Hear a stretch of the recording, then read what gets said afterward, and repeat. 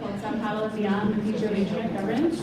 Today we'll be talking about the global internet governance space, what's at stake, and in particular this upcoming meeting in Sao Paulo in a few weeks' time, on April 23rd, 24th, that will be discussing the future of internet governance.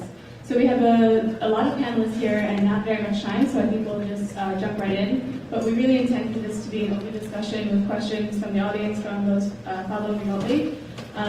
So please do feel free to jump in.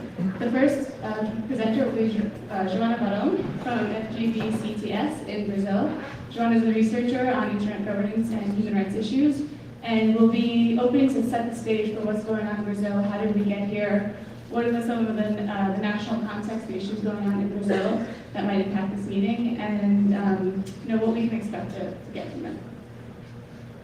Okay, I'll go there. I'll just give you a quick overview about the goals and the idea of this meeting. It started with after our president made a speech at the UN General Assembly. She reinforced some principles that were developed in a multi-stakeholder way in our Internet Steering Committee, CGRBR. And after that discourse, Fadi, the CEO from ICA, had a meeting with Dilma, and they came up with this idea of this event. It's a diplomatical event, and it's going to be multi-stakeholder as well. So people can express their interest to come in the platform here until the 8th of March. And on the 15th, invitations will be sent. So far, we have some numbers on the expressions of interest. So far, private sector and civil society are the ones that have been posing submissions. The goal is to have some balance here. So governments are being invited as well through our Ministry of Foreign Affairs. So this doesn't show exactly the invitations from government, but it's still very little government. It's 14%, but those invitations are being sent, and this data is going to be updated. Governments will be able to bring 2 representatives per country, or 3 if high-level representatives come. The goal of the meeting is to address 2 tracks, one on principles of internet governance, and the other one on thinking about the roadmap for the evolution of the ecosystem for internet governance. And here in the platform, until the 8th, people can also submit ideas on these 2 tracks. Among us, with civil society, we have prepared contributions, particularly in the principles. We have been proposing that the many letters and sets of principles that exist. Among them, we have been highlighting the ones that have a major background on human rights. And I think Daniel will talk more about the kinds of things we are pushing on the reform for the framework. I think this event is important because now we live we are living in a gap in which became evident during the weekends in Dubai, that meeting convened by the ITU on 2012, and then after Snowden revelations. It was clear that some developing issues, some fundamental rights are not being addressed by the current ecosystem, and I think the goal of this meeting is to get this debate going outside of the UN framework, so it's even more free to innovate. So I think it's a good opportunity to change the status quo in which we are living now. Thanks, Joanna. And can you also speak just a bit about, in Brazil, the national framework? There's a piece of legislation that will be dealing with a lot of the same issues on a national level, the Marco Civil, and what the interplay you see as being between the national deliberations around that and the international meeting that's happening in just a few weeks? Yes. So in Brazil, we have been debating what's called Marco Civil. It's being called as our constitution for internet, the civil rights framework for the web, and it was inspired by those principles that the president mentioned at the UN General Assembly. But this bill was drafted in a public consultation, and all this debate started in 2009. So far it's in the Congress and haven't been voted. So it's pretty much a soap opera. Every week we think it's going to be voted, and then it's not. So as the president has highlighted the importance of these principles for this event, respected at least before the event, we have Marco Civil that really endorses these principles at the national level. So I hope it also puts pressure on that. If it doesn't happen, it would be a bit of a shame and complicated as well for the president to not have this bill in the national level. Thanks, Joanna, for setting us up with the basics on the meeting. I think at this point it would be good to move to Anya Kovacs, who is the director of Internet Democracy Project in India, who can speak a little bit more about what's on the table in Brazil, what are the issues that are being discussed. From a civil society perspective, what are some of the priorities that actors in that field are looking to achieve from the meeting? Thanks, Deborah. It's good to be here and have this conversation in this kind of meeting as well. There's two big issues on the table in Brazil. One is the development of a set of principles that would be the foundation for internet governance at the global level, and then hopefully at some point feed into the national level in various countries as well. And the second one is an attempt to develop a roadmap for the evolution of internet governance. And in a way, as Joanna said, both of these issues kind of build on the debate that perhaps became most visible first in the Wicked. In some ways, I think the camps that will be visible in Brazil will also still reflect the camps in the Wicked, in the sense that there we saw very clearly some governments, mostly from the West, that didn't really want the current ecosystem to change, and other countries, mostly from the developing world, who did want to change. The exact nature of that change, I don't think they all agreed on. At the moment, we have proposals on the table to have, for example, one new UN body that would actually be responsible for policy making as well as coordination, and also for the development of principles. But that's only one model. So you have these two broad camps, and in a way, those are likely to come back to Brazil as well. What I found interesting here, because I think in this particular venue, there's a lot of people who feel quite worried about that debate happening in the first place. And the question I think I was asked more often here is, but isn't it really bad if the ITU is going to take over? And I think, first of all, I don't think an ITU takeover is really on the agenda right now. What is on the agenda is a question that perhaps we need a place where certain issues that aren't addressed yet will be addressed. And some people would suggest the ITU.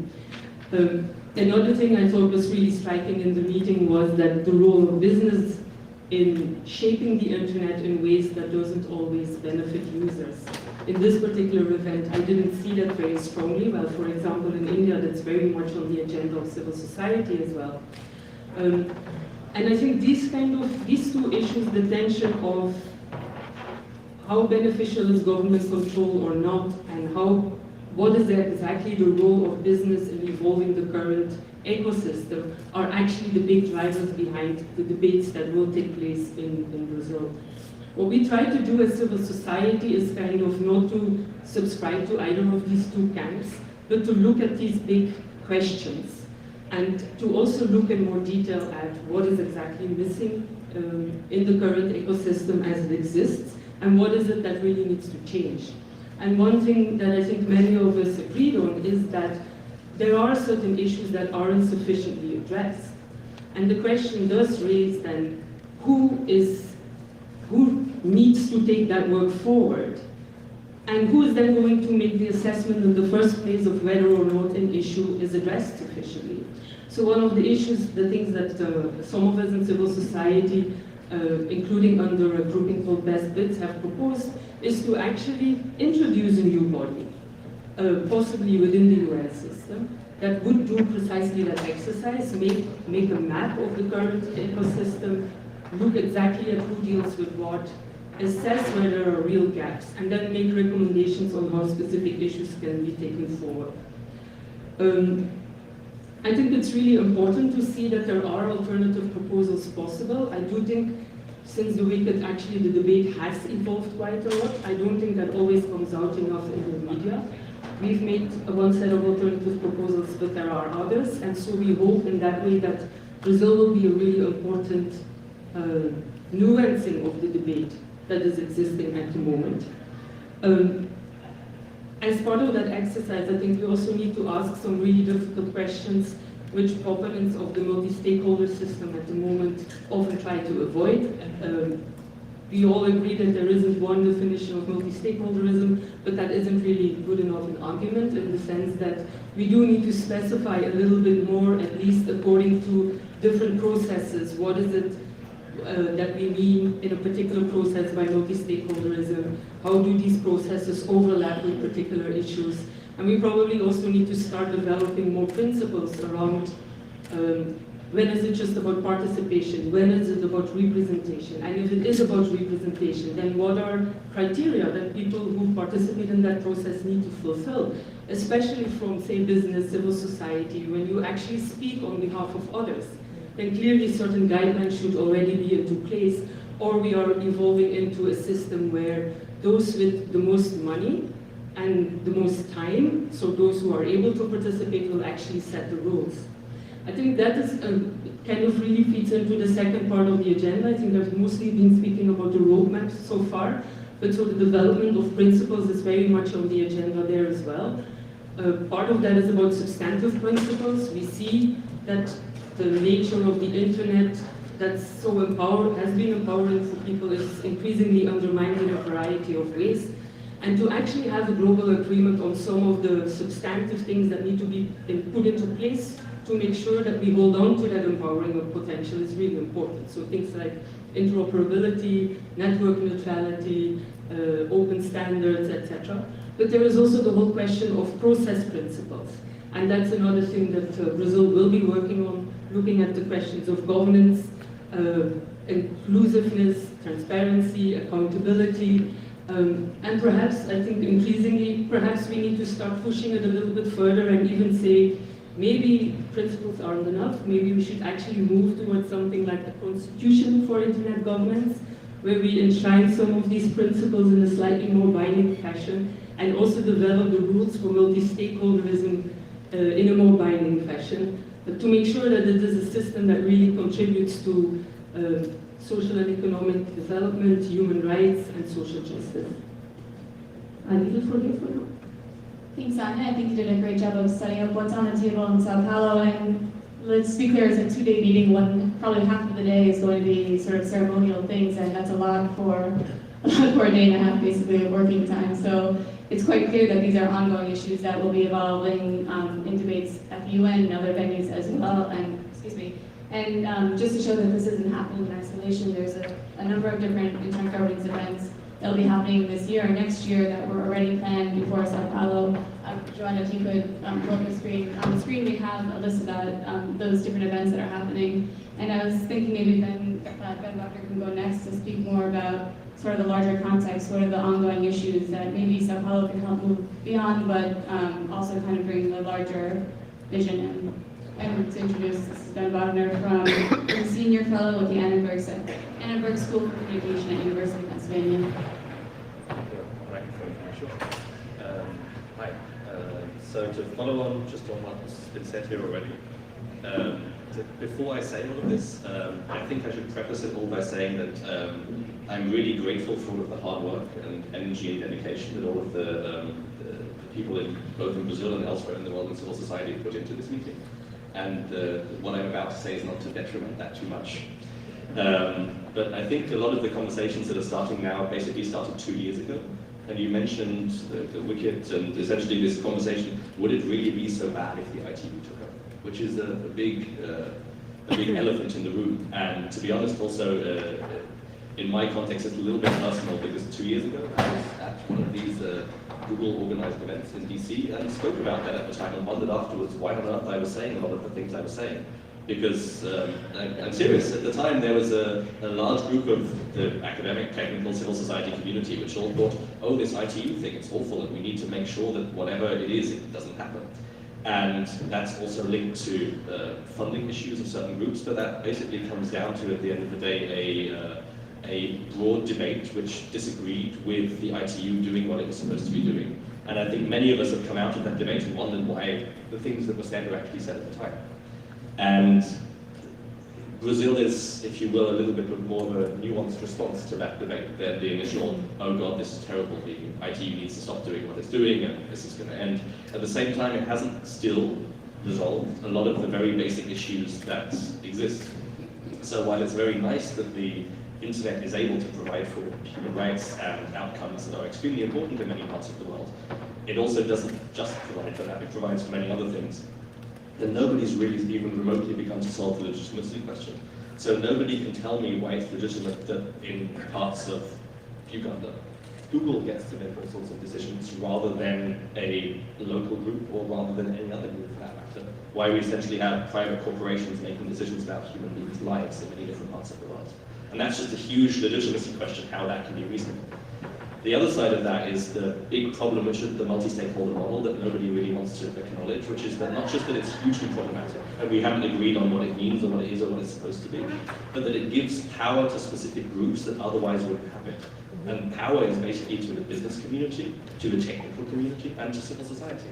We would not otherwise have that level of power in these discussions if it weren't for the fact that the multi-stakeholder model apportioned this kind of international power not just to states, but also to other actors.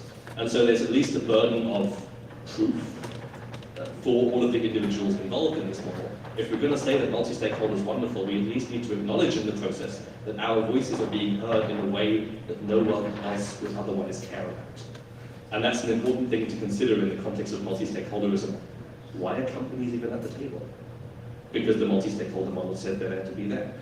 Would it be appropriate for Ford Motor Company's boss to be sitting at the congressional regulation table to decide how seatbelts are made? In certain contexts that might be reasonable, in other contexts it might not be reasonable. The same question about civil society. In other contexts they might be invited as experts. The same thing for people like me. How can people like us justify even being in the room and having a voice? Now there are perfectly good reasons why that may be the case, but the burden of proof of the justification is on the people who are going into the room. It's not there by some abstract reason of, well, we represent some internet community because we're important and we care. There has to be more than that, and there has to be more of a justification for the legitimacy of the multi-stakeholder model if anybody's really going to take it seriously. And that, I guess, brings me to my final point, which is that the whole debate about these issues seems to be entirely devolved away from and devoid of geopolitics. Why should we be having this conversation right now and not having conversations about what's going on in the Ukraine? Unless there are serious reasons why there might not be other issues that are also geopolitically relevant and that also might have consequences for human beings' lives, it's very difficult to make the argument why either a government or a civil society group, for that matter, or a company, should care about it, unless there's a real geopolitical context in which it makes sense and in which it's appropriate, because it will again change human beings' lives. So I think there's a twofold argument that needs to be made, both on the legitimacy question, why is this a reasonable model and how can it be developed? But also, why does it matter enough to spend so much energy and time and emotions and also like the huge amount of efforts that's going into organizing a conference like this, unless it actually changes people's lives? Why should people care? Can I actually put one of your points back to you and say, how would you legitimize this model? How would you, or delegitimize it, but how would you find legitimate representation in internet governance policy? And given that this meeting is happening outside the UN, not in the typical nation state, and ecosocratic NGO fashion, that there's an opportunity to move beyond that and find creative solutions and bring new voices in and new models. So do you see Sao Paulo as an opportunity to advance and to come to some understanding of how to bring this model forward, or do you see other opportunities in the future? So yes and no. Again, I'm an academic, I'm a political scientist, and so in part I think it's great that all of the sort of the effort and energy is going in, and there do seem to be new perspectives. At the same time, to be perfectly honest, when I look at the room of the people who are engaged in Sao Paulo, I see the same faces who've been having these conversations for the last 5 years. And the ability to not just bring new voices in and new faces, but also people who would otherwise not care about these issues, but care about it because they realize that it's having some impact on their lives for whatever reason. That's the challenge. I don't sadly have a silver bullet that will solve all of the issues, and I think there's a value to long-term commitment on all of this. But there is a certain difficulty when you have a small club of usual suspects, which are also present in Sao Paulo, not just, and it's a classic problem. It's how do you create legitimacy from a group of people that are trying to create legitimacy? You always end up relying on the people who are already there. And so as a result of that, of course, to a certain degree, you need to include them. The question is then, how do you include them in a way that still allows other people to come in, but then also to structure it in a way that you're not just creating some kind of a model that perpetuates itself? Because if you look around you at the people who've been part of these internet governance conversations for the last 5, 10 years, how many new faces have there really been? Okay, on that note, I will turn to Johan Hallenberg from the government of Sweden, who has been a strong voice in intergovernance debates, often talking about human rights and bringing in that perspective to the debate. And I'm wondering if Johan can provide us with his perspective on Sao Paulo and beyond. What are the bigger issues coming up in the next few years, and what the position of the government of Sweden is on these matters? Thanks very much. I'm not sure how to interpret that. Am I new face, or have I been around too long? So I'll just leave that question for someone else to pick up, maybe. These comments that have been made already are very pertinent and very, very good. And I don't really have a lot to add on those. I think to us, we engage quite heavily in discussions on internet governance. To us, this is an important issue for some of the reasons that have been mentioned here.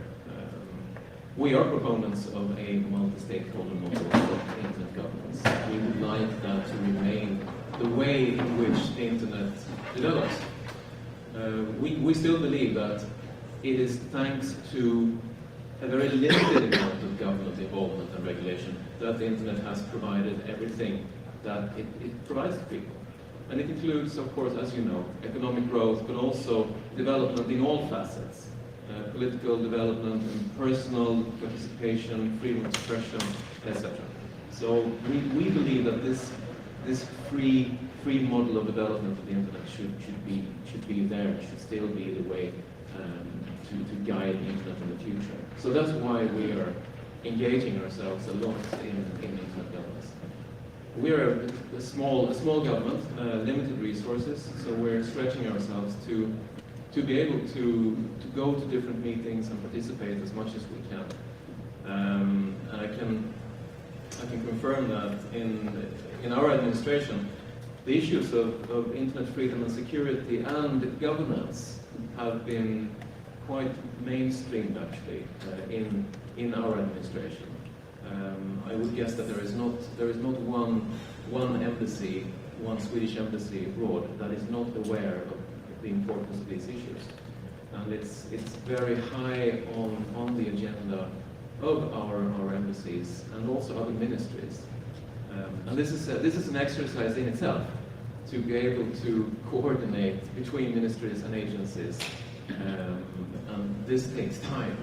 I think in that respect it's good to be a small government, a small administration, but still it's not without a great deal of effort that we engage in this. We've decided to engage in the Brazil meeting actively. We have submitted a couple of days ago our proposal for the principles part of the discussion. I tweeted about them this morning, and you'll find them on the homepage of the Net Mondial meeting. So if you're interested in looking at how we view the principles, please go ahead and have a look. You will find that much of what is in our submission, our proposal, has already been said. And this echoes very much with what Anja and Ben have said. We've had these discussions for a long time. I think we agree pretty much on the basics. For those of you who come from Europe, you will also recognize that many of these principles have been formulated already in the Council of Europe. Council of Europe, 47 member states, agreed on a set of principles for internet governance already 2-3 years ago. And we believe those principles are still valid. And they include issues on security, universality, diversity, multi-stakeholderism, and importantly, human rights and the rule of law as well. I agree that we need to talk about what is multi-stakeholderism. We need to be able to maybe define and further discuss how the best way of providing a multi-stakeholder system actually looks like. To us, it's not about a revolution of the multi-stakeholder system. We would rather like to see it strengthened. When it comes to issues such as internationalization of ICANN, is something that we support. We think this idea is interesting. We would like to continue to discuss how this should be done, how it should be developed. Having said that, we basically have no major issues with the system as it is today. But we are concerned that many countries around the world, they have issues with this. So it's in that context that we are willing also and able to discuss the future of ICANN and its role in the internet governance system. I think it's really difficult to see what's going to happen after Sao Paulo. We have a swath of different meetings that are taking place and different processes. They're about human rights, they're about internet governance, they're about cybersecurity. It's about application of international law in cyberspace. There are various tracks that somehow are not really related, but they interlink. So it's really difficult to think at this point to say what's going to happen. Obviously, the Busan meeting and the plenary meeting of the ITU will be one such important meeting. But I'm sorry that it's going to be hard to predict how exactly the relationship with Sao Paulo and the ITU is going to play out. I'm not sure. I think we'll just have to continue to engage, and we agree with what was said that the meeting in Sao Paulo is an interesting initiative, and I think it's applaudable that we can now talk about these things from both a principled manner and also in a forward-looking manner. That's good. I don't think it's the last meeting. Thank you, Johan. And on that note, I think I will move on to Patrick Ryan, who is Senior Counsel for Free Expression and International Relations at Google, to give another perspective on, what beyond the current frameworks, beyond the current debates we're having on Sao Paulo, where are the big issues coming up in the next few years, and how do we move past this stalemate that we're seeing on some of these issues like the role of governments, what is multi-stakeholders, legitimacy? Thank you. I'm glad that we started out the discussion and we're continuing to talk about this in the context of the ITU. The World Conference of International Telecommunications was, for me, just an absolutely fascinating experience. I was there as a private sector delegate. In order to be in the room, you need to be there as part of the government delegation, and that experience was second to none. And not saying it was a fabulous way to make policy, but the experience was really quite something. And now getting back from Dubai, we all sort of, I think the community in general, sort of had this shock and said, what is it that just happened? Was the conference a success? Was the conference a failure? And there's still a lot of different opinions about that, the evaluation of whether the conference was a success or failure. And I know in my case, it's something that really has troubled me. I sat down with Vid Cerf and Max Singas shortly after the event, and we had a few different conversations about this. And of course, Vid comes at this from a very technological perspective, one of the pioneers of the internet. And so we set out to try to explain partially what happened in Dubai through the lens of how engineers might look at the problem. And engineers, there's a lot of different ways to sort of present the internet, but one of the fascinating ways that I think is very useful in presenting the internet is through the layered model. You can debate how many layers there are, but generally at the bottom of the layered model, you have an infrastructure layer that deals with things like connectivity of tubes, the pipes, the spectrum. And there's a content layer on top of that, where matters of free expression are often dealt with. And then there's on top of that a layer called the social layer, which involves matters of trust and identity. And the contribution that we had after thinking about this is trying to map the different institutions that are involved in internet governance. Some of them are multi-stakeholder, some of them aren't. There's different degrees, but where do they fit in the layered model? And this helped us understand, at least offered an explanation that we found very satisfying for why the WICIT was such a problem. Because what happened in WICIT was an organization that's 150 years old. The International Telecommunications Union has been around for a very long time, and it's been working primarily in the infrastructure layer. And they've done a fabulous job in promoting infrastructure around the globe for that period of time. I'm not going to say that it's fabulous in all respects, but it has really been very effective in that sense. The problem was when in Dubai, the International Telecommunication Union, it wasn't even necessarily the International Telecommunication Union itself, but the many member states that are part of it, used that event to get up into the other layers. In other words, rather than working on policy matters in the infrastructure layer, the biggest problems arose with the proposals that were in the content and social layer, or the aspects of the logical layer, like ICANN. And so I think this is going to be one of the great challenges for the future, and I think this is where Brazil fits in, is figuring out how to engage with the different layers of the internet at the appropriate place. The ITU has a perfectly reasonable place to exist in the future, in the very long term, in the infrastructure layer, policy, coordination of satellite slots, that kind of thing. But when you get up into the content layer, and particularly the social layer, there's more work to be done. And it's not so clear who the actors are or how to engage in them. And there's a multiplicity of actors. The Council of Europe is part of that space. The Internet Governance Forum is part of that space. And we need to work on those in order to improve them. But I hope that we can continue to think about this in that mapping context in order to figure out how to engage in those upper layers effectively.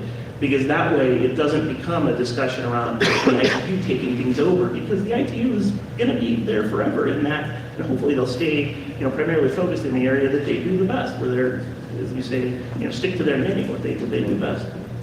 Now when it comes to Brazil, I think we're in a dangerous moment right now, and one that we should all hopefully start to think about. How do we define success or failure in Brazil? I'm concerned that if we define success as coming out with a global universal set of principles, I think we might fail.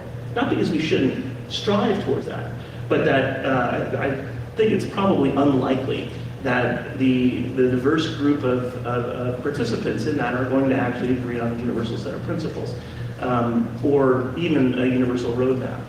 And that's okay, because we've been debating principle setting and roadmaps ever since the internet has started.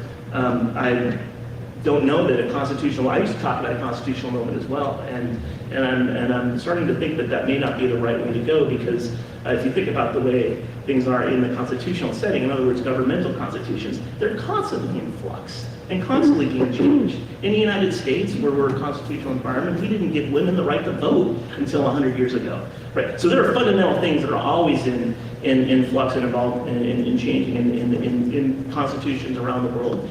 And if we set that bar so that we're expecting this outcome to happen in Brazil, I think we're going to fail. But it's okay if we can help identify where some of those areas of disconnect are. In other words, if we can reach a point where we now know a little bit better what the areas of principles are that we can agree on, and where we're in disagreements, that itself is a fairly significant accomplishment. Thank you, Patrick. I'm hearing from some of my fellow panelists here that they have questions for each other, so I'm just going to open it up. I think Ben and Joanna had some questions. Sure, I just wanted to ask a question to Patrick directly. When we're looking at the Brazilian meeting, would you say that ICANN or Google have greater control over the internet? And if so, if it's possible that Google has more control over the internet than ICANN, why are we spending a whole meeting in Brazil discussing ICANN's control of the internet when the constitutional moment has nothing to do with them, but a lot more to do with you guys? Well, I don't know that the Brazil meeting is about ICANN particularly. I mean, it certainly isn't on the agenda that was just presented. It was the principles and roadmap wasn't about ICANN, and it wasn't about Google, it wasn't about any particular entity. But you're right to be concerned. What you said earlier about this idea of any actor in any space that exercises undue influence is a problem, and that's something that needs to be addressed. And that's certainly our case, and it's the case of any organization that's involved in the internet. We need to have checks and balances and a form of accountability for everybody's everybody's participation in the internet to make sure that they're responsible actors.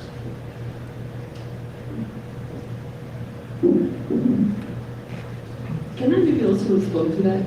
Because I don't think it's an either or, right? It's not about is ICANN the problem or is business the problem. I think both of them are a problem.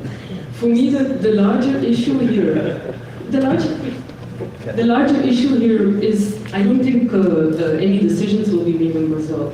But where I think this meeting can be really useful, and what I think it should do, and if it doesn't, that is going to be a failure, is actually recognize that some of the concerns that have been raised, especially by people in developing countries, including governments from developing countries, are legitimate concerns. That is the geopolitics that Ben was talking about, and that hasn't happened. Some of us here were observers in the Working Group on Enhanced Cooperation last week in Geneva, which is a multi-stakeholder working group set up within the UN to kind of discuss the future of internet governance. And it was terribly frustrating to see how it still looked as if there's only two camps of governments who say exactly the same things to each other again and again and again. By the last day, Friday morning, I thought, why am I even in this room? Like, I can make all the arguments both for Sweden and for Saudi Arabia. I mean, on every single paragraph, you knew exactly which words they were going to want to change, what the proposed change would be, etc. It was a complete stalemate. Like this, we are not going to move. And then I do think that the ITU meeting, the plenipotentiary in November, is going to become a real challenge. So I think either the Western governments and possibly also businesses are going to recognize that some of these issues are real problems and something has to move. And once that happens, then we can start talking about, okay, what is the best mechanism? Which is not, as far as I'm concerned, the proposals of Saudi Arabia or Iran or Russia or, for that matter, unfortunately, India. But there are elements in those proposals which try to address those concerns that they have and which have value. So let's start looking at these things. And for me, that would be the success. Just putting the recognition on the map, and then we can move. And since the Working Group on Enhanced Cooperation is now going to have another meeting in May, because there was no report to be written clearly after last week, this Brazil is going to be really important in setting the tone for that report as well. If the recognitions are on the table in Brazil, then the main meeting of the Working Group is going to be a very different meeting. I just wanted to address some points that Ben raised on bringing new faces and new people to the debate. I think it's a gradual process in the fact that, at least in Brazil, the president was talking about internet governance. It really changed a lot within Brazilian civil society that wasn't in the field, you know. So we were in Dubai and we were there, like, nobody were paying too much attention on it. And then after that speech, after the announcement of the event, more people, even from colleagues from the region, got more interested in the topic. Colleagues that were focused mostly on national policies. So it's a start. And also, Brazil the organization is trying to have bring the experiences that we had on public participation using platforms to foster the debate. And so all the contributions are online, everybody can read it. There will be some efforts to implement other tools for commenting, the platform, and remote participation. I know that the What We Want campaign is planning some activities to bring regular users of the internet to debate the topic, the principles, and also the presidency will be doing like things like Rio +20 for people to start to pay attention. I know it's very complicated. We had to do this mapping to know where we were in one of those meetings and what is connected to what and why we were in the room, you know. So it's complicated, but I think it's a gradual process, and the situation is changing slowly. And I'm curious also about what other things, what would be a success for the meeting. I also got very preoccupied being at the working group on enhanced cooperation and seeing this will pretty much be the same people that will be in Brazil, so how things will be different from that. I think that's a great point. I mean, it's very frustrating to sit in these meetings with governments who've been recycling the same arguments over and over again, and you don't really see the connection to users. So it's exciting to see that What We Want and other projects are trying to actually bring in the users and why are we actually doing this. You know, the internet is a tool for human rights, and so often we get caught in very obscure, abstract arguments. I did see some questions from the audience. I don't know if there's anyone running the mic, so. Thank you. My name is Sérgio. I'm a student here, but I'm also, I have a background from the Brazilian government. I work for the telecom regulator there. Mostly I follow this track of the ITU.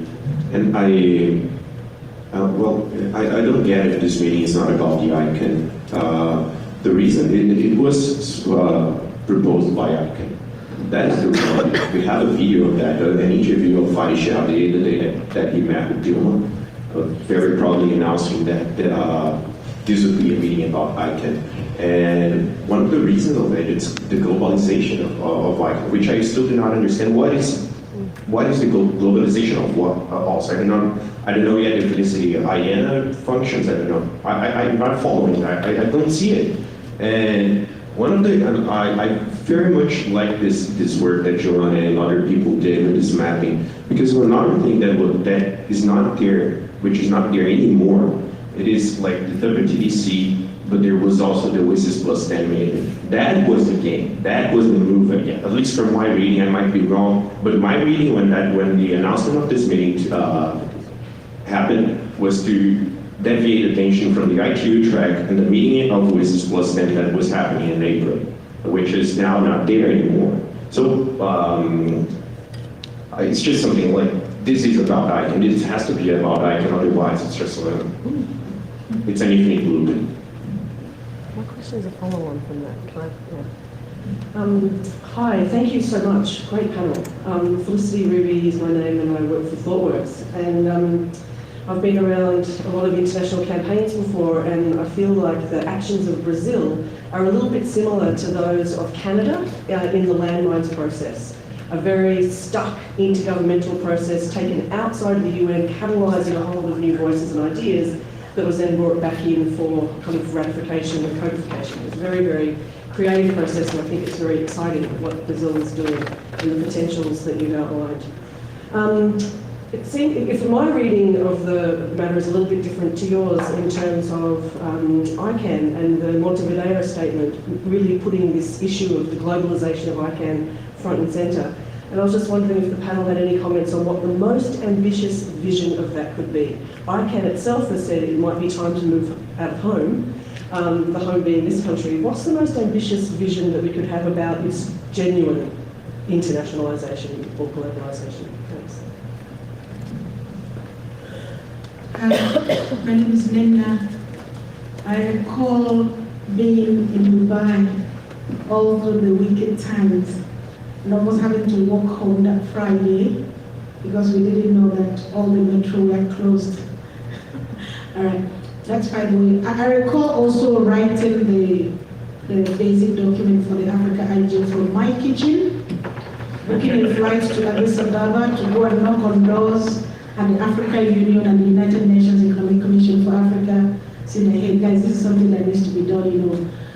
And now it's coming up. I want to come back to capacity building, and especially Sweden, when it says, I actually did tweet that there is no Swedish embassy that is not aware of the IG issue. And that I want to say salute, because it is incredible for a tiny country, okay, tiny landmass, if I should say, as Sweden to pull that off. And I was at the Stockholm Internet Forum last year, and there were more Africans in Stockholm for the Stockholm Internet Forum than there were in the Africa Internet Governance Forum itself in Nairobi. That's one end. On the other end, we started what we call the Africa School of Internet Governance with APC and some other organizations, trying to bring in fresh blood, because in as much as we are sitting here, you said it's the same old people. We've grown. I've been on it now for 14 years, and I've started growing gray hair. I've grown wiser and wider on this same issue. Now the question is, how do we bring new people? How do we reinforce capacities of the government at the level that Sweden is doing it, as civil society, academia, and all across? And don't think that this is what Brazil can do. The 48-hour meeting is not going to do that. It's still coming back to us. And I don't even think that the IGF, the way it stands at the moment, is doing that. It still has to come back to somebody somewhere having to sit down over at least 3, 4, 5, 6 days, if not 2 weeks, to explain what is the internet governance, who are the actors involved. What is, like Deborah was tweeting, what is governance on the internet, what is governance on the internet, what are the issues today, what will be the issues tomorrow, and where do you need to come in? And that takes a lot of energy. Where do we find the resources for that? Thank you. So I think maybe there's more questions. We'll stop here and put some of those to the panel. There's a question on ICANN and what are the different proposals. There's a question on capacity building. And maybe to draw a few of the questions together, this whole Brazil meeting could also be a distraction from the WISs and the other meetings. And in terms of capacity building, civil society only has so many resources. Governments, small and large, only have so many resources. So maybe some of the panelists can respond to that. Just one point of clarification on the WISS meeting in April, that was actually delayed because we made no progress in one of the different WISS review processes that the ITU is facilitating, and conflating that with some events in Egypt, political events that would make it impossible to hold a meeting there in April. So there's the circumstances, but also the larger picture. Just to very briefly respond to several points. So I think that it's very hopeful that the answers to these questions are not being made by the people on the panel, but by the people in the room. Partially because we spent a lot of time struggling on the gender balance on this panel and just about managed to make it 50-50. It was originally more women than men on this panel. But honestly, when the Brazilian president makes a statement like this, she's essentially calling out the bullshit that exists. And the acknowledgement, as Anya was saying already, by both businesses and governments in Europe and North America of the existing bullshit is a necessary condition for the process to move forward. Until that happens, we're just stuck in a stalemate and it's not going to develop. But also when Deborah asks me as a white man who's half British, half German, to be making an answer about what the legitimacy question is, I am not the right person to be answering that question. It shouldn't be me. I'm already one of the usual suspects. I've been having these conversations far too long, and I have the wrong demographic elements to be able to answer that question legitimately. There are plenty of other people in the room who might be able to answer that better. But I think the role for us white men sitting on these panels is to create a space that other people can answer those questions rather than giving the clever responses that we have that will somehow solve the problems. So yeah, and one way of creating such spaces by white men is perhaps the Stockholm Internet Forum. So thank you, Nana, for that comment. That was really really nice to hear. That is one way of creating a conversation or a dialogue that includes people that are normally not around. So we totally agree with the complaints and the concerns that are raised by many countries around the world, and increasingly so, and they have a right to do so. So the forum in Stockholm is just a very small contribution to trying to strengthen that dialogue, with the help of our partners at SIDA, of course. I wanted to comment on the negotiations in Geneva as well. I mean, I think you're quite right, of course. You were there and you participated very ambitiously and all of that. But I think it's also important that it's not, we don't do this just because. In our mind, some of our opponents here, they belong to some of the worst offenders of human rights we have in the world. Basically, it's the Iran, it's the China, it's the Saudi Arabia, it's Russia. We would not propose a model which would give them greater influence over how to run the internet. I think this is basically where we're coming from. And I wouldn't really agree that we are completely inflexible. We have discussed several ways of strengthening the IGF, for example. We're very open to discussion on how to strengthen the ICANN. So I see your point is valid, but just to give this a little bit of nuance, which I think is useful. Yeah, thanks. On the question of ICANN and this particular meeting in Brazil, I know it's, in my case, very easy to conflate a lot of things. There's so many things going on, and ICANN has been a very active steward in this space recently, and so it's sort of sometimes difficult. I know in my organization with my colleagues, even sort out what's happening when. And if you sort of zoom out and look at this from a global perspective, it must be even harder. The globalization of ICANN is a really important topic and one that needs to be addressed. There was a panel that was convened, one of the projects that Fadi initiated, that looks at that issue. And it just published a report that's been out now for a couple of weeks that I think is worth looking at, because it provides, Serge, I think a little bit of some vision in terms of the history of the evolution of the internet, how it's been slowly released from an American project into the global community, and some proposals on how that might continue to evolve. One of them is, for example, this idea of a web of affirmation of commitments. The affirmation of commitments is currently a construct between the United States government and ICANN, but that report talks about the suggestion of maybe opening that up and saying that the affirmation of commitments might not be something that could be exclusively limited to the United States government. It could be other governments involved. That, of course, raises other questions of accountability and how do you deal with recourse. There are a lot of open issues that need to be addressed in this problem, and it's something that we should continue to address. But again, when we talked earlier about defining success or failure of this meeting in Brazil, my concern is that if we think about this in terms of ICANN, it's not on the agenda. And so if we worry about that issue being in Brazil, particularly since it's not on the agenda, we're going into an event that's going to fail. And I don't think that's good for any of us. So it's something to think about, and it's a problem that we need to address just in the right context. The second point on Nana's question about capacity building is one that I think is really important. This was one of the biggest failures coming out of Brazil, was, if I may say, the arrogance of the private sector, of the Western world, and taking the issues that were very real for the emerging world, spam, for example, and just saying, hey, you don't know what you're talking about. This is not something that needs to be worried. We're going to go on to other things that are more important. I'm overstating it, but that's certainly how it felt, and that's not a very satisfying answer. So what is the answer? Part of it is capacity building. These events like the summer school in Africa is good, but I also was very impressed by a recent video that I heard from Nick Quaynor at the Apricot.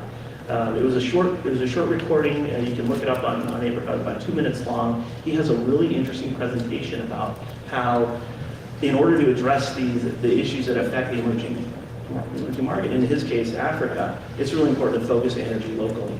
If all of the resources, there aren't that many resources, right, that are engaged in this space, but if they're all flying around the globe dealing with global issues, then the local issues aren't being addressed. And one of the most fundamental things that needs to be addressed in a lot of these growing markets is just getting the internet to people and figuring out how to get connectivity there. And so hopefully we can figure out a way to develop capacity building in a way that does not detract these very limited resources on a global stage, trying to solve problems on a global level, when really a lot of them can be solved sort of regionally and just sort of dealing with it in a very practical way. Just one comment on the part of ICON. I think it is in the agenda. It's going to be debated under the discussions about the roadmap. It's a discussion of all the institutions that deal with internet governance, and so it's going to be included. And as it was a meeting that was proposed by Fadi as well, I think we pretty much have a plan on that, and we'll bring it to Brazil, so I wouldn't remove it from the table. Just very briefly to respond to Johan and indirectly to some of the questions. I think all governments in the meeting had showed some flexibility. That was actually true of both sides also.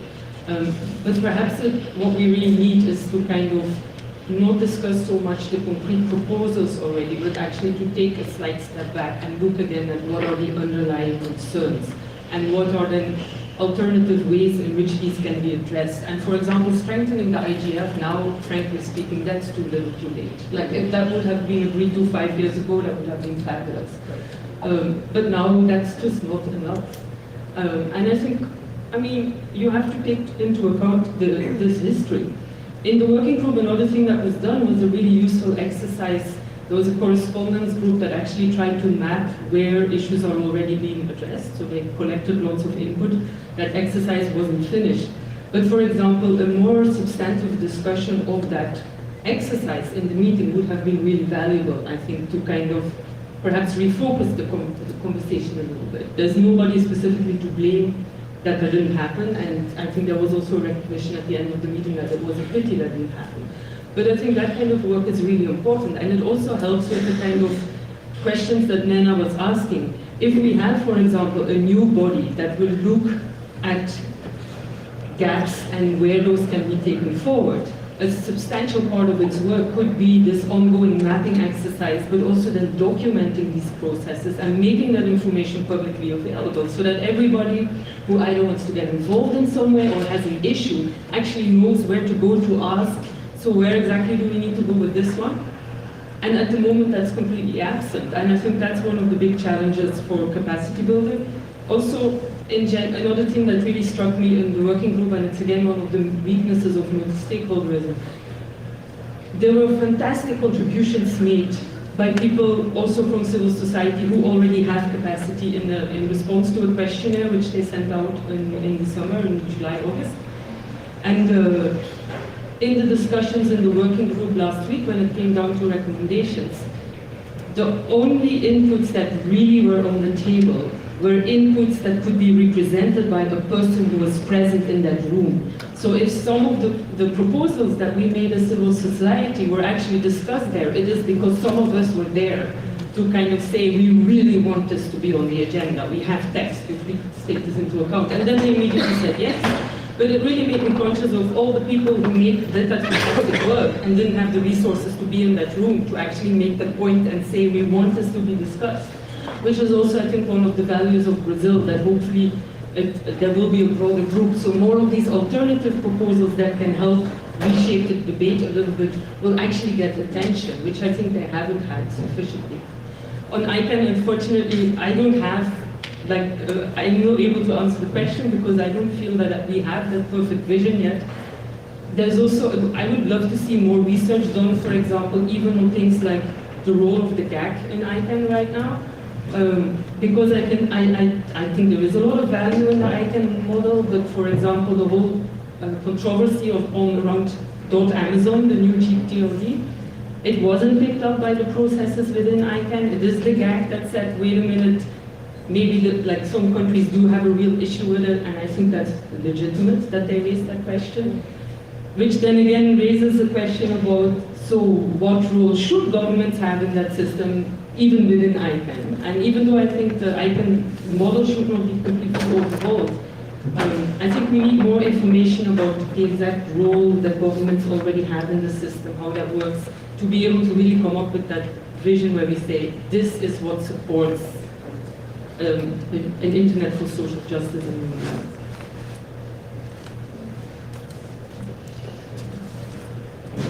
Thank you. My name is Alejandro Pesante from the National University of Mexico, the Internet Society chapter in Mexico. Brief comment. I think there's a real need, and it has been shown again for this debate about internet governance to be very deeply and well informed. There is no top-down structure right now which has decided to be multi-stakeholder. The multi-stakeholder model, as we know it, was built up from the ground, trying to solve specific problems with different regions with a very intense and totally unexpected participation of civil society worldwide, particularly from developing countries. Had internet governance gone along the traditional multilateral way, the internet wouldn't exist. Certainly people in communities in developing countries in almost illiterate or extremely poor conditions, or their serious human rights challenges, just would not have come together. And that's the model these people built. We built that model together with corporations, governments, and everybody else. That's a fundamental understanding. It's our model. We have to be very careful what we do to it, because the first ones to suffer damage will be ourselves. And we should be careful, I will say this in a very dramatic way, we should be careful not to be braiding a rope with which the governments or intergovernmental organizations will eventually hand us when we hand them more control, because we will be yielding control from civil society. It's not from corporate or anyone else that will be taken away. That said, I think that human rights issues are evaporating from this discussion. The spark for President José's speech was surveillance, intervention of communications.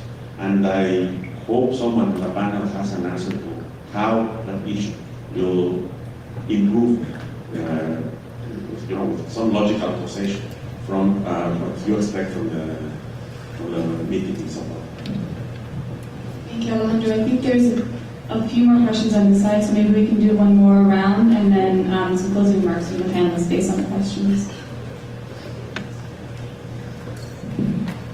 Thank you very much. Nicolas Seyler from the Internet Society. So regarding the future of the IGF and this question of whether or not we need new arrangements in the future, I fully agree with one of Anya's point that we actually really need to do a good mapping exercise and to see where are the gaps. Because the fact is, so many of these discussions are so political. To react to Patrick's point, for many people in Dubai, many people came back traumatized with their square brackets in their heads, because basically when people disagree, they put everything in square brackets. And I've been in the discussions on the WSIS review process, and square brackets are making a way back. So I'm not sure there is time for a question, but I think we are at the stage where we do need to see where are the existing mechanisms and where are the gaps in terms of participation. And from these lessons, then we can discuss the next step. Do we need to make any improvements or changes? Thank you very much. Well, the Internet Governance Forum is something I'm definitely passionate about, because I'm on the multi-stakeholder advisory group, but I'm not going to cheerlead for it, because you're right, there is a lot of work that needs to be done. I'm not convinced that it's that it's obvious that it could be solved there. I want it to, and I think we all need to work hard towards it. But there are some fundamental problems. One of the things that the Internet Governance Forum could do, and there's an excellent proposal from the Internet Society about sort of changing it and providing some outcomes. But also, one of the things that it could do, for example, is help be a roadmap for for issues. In other words, rather than being a deciding mechanism when issues are brought to the IGF for discussion, there could be a recommendation on where they might go for resolution, whether it be the IETF or some issues are related to privacy. At the same time, the Internet Governance Forum has one employee, right? Maybe they've hired a second one right now, but well, exactly, but so there's a fundamental funding issue and a business case with IGF that needs to be solved. We can't saddle the IGF with so many expectations with just one person to be able to do it. And so either we need to figure that out, or we need to figure out another way for the community itself, those of us here that care about these issues, to then rise up and then volunteer to be able to address a lot of these issues that the IGF brings up. Very fundamental problem that needs to be solved, and hopefully we'll be able to continue to work on that. So just briefly on the IGF and then on the surveillance issue, which I also think is very important. The reason I think Anya is right in the sense that it's like fiddling with the IGF now is almost too little too late, is because it's been 10 years that the IGF and its creation has created a backlog of internet governance policy issues that haven't been resolved because the IGF existed. So in many regards, the IGF has become, not always been, but essentially become a governance prevention mechanism. It's actually stopping things going to different governance structures or alternative governance structures being created, because there's a thing there that brings space for conversations, which is why I think Brazil is hopeful in a sense, because it allows that at least to be challenged and saying, this isn't the only show in the room, this isn't the only thing going on. In a sense, even the ITU meeting in that sense was helpful, because it was challenging the singular authority of the IGF to do nothing. And this is, as somebody who spent many years running an IGF dynamic coalition, so I have, part of my heart is with the IGF, but we have to be honest about its ability to do things. On the surveillance issues, because I think they're extremely important, in my mind, but please feel free to disagree with me, I think there will be zero progress made on any type of surveillance issues in Brazil. And that's because we need to get our own national governments accountable on these issues, and we can't expect a global body to take that problem away from us. There is no global body that has the capacity to do that, while our own national governments are running agencies within them and paying for them with our money in ways that we don't consider acceptable. So that's to everybody in the room to go back to their own national government and keep hitting them over the head so long until they do something. Not metaphorically, please, not physically. It's like, that's the only solution to that one. But we also shouldn't be expecting that from Net Mundial. That's not something that is reasonable to expect from an international conference in that context. The best we can hope for is that internet governance gets a little bit less shitty. Yeah, I agree with Ben that the surveillance issue won't be addressed there. Discussions will be more high level, like it will be principles, but I don't think it will be the forum to do that. And on the other hand, Brazil and Germany have pushed for the approval of a resolution in the UN General Assembly on privacy in the digital age, and there are further steps with that resolution. Reports going to be made. So there are other tracks going on to address this issue, I guess. And my final remark is that I hope that at least over some caipirinhas we can dilute some square brackets and have something concrete out of this meeting. No, on the same issue that Alejandro raised on surveillance, I think considering where this Net Mundial comes from, the rationale behind it, I wouldn't be surprised if surveillance issues are actually discussed. And I totally agree with Ben that this is something that we need to go back to our governments to sort out first. And one way of doing it is to take a proactive stance. My government has tried to do that, and my Minister for Foreign Affairs has pronounced a couple of very fundamental rule of law based principles to protect human rights in electronic surveillance. So that is one way. We heard an American version yesterday, the US announcement. These are some way of at least acknowledging that we need to abide by some kind of rules in able to respect human rights when we do this. I'm not sure what the discussions will be, of course, in Sao Paulo, but to me, I wouldn't be surprised, considering that the variety of people that are coming, and if this issue is somehow put on the table at some point. I don't have much left to add. I just wanted to thank Alejandro for that important reminder that we shouldn't create a world with which no stakeholderism is going to hang. Of because I fully agree with you. Ben earlier said businesses, the technical community, civil society are the ones who get a seat on the table now and wouldn't have it otherwise. I don't agree, because I think business always has a seat on the table, including in government-led processes. It's just that that seat is not all that visible. But businesses are in the room. It's actually civil society especially that stands to gain. And I do agree we should not throw out the baby with the bathwater. But I do think we need to have the courage to really face some of the difficult questions that are being asked and address them head on and work through that, and that will benefit all of us. Well, on that note, I think we should probably close the panel because we're a little over time. And thank you, everyone. I'm glad we actually did manage to talk about surveillance and not let it override the entire conversation on internet governance, which isn't always easy. And thank you for all for coming. And if you have any more questions, I'm sure the panel will be around for the rest of the day.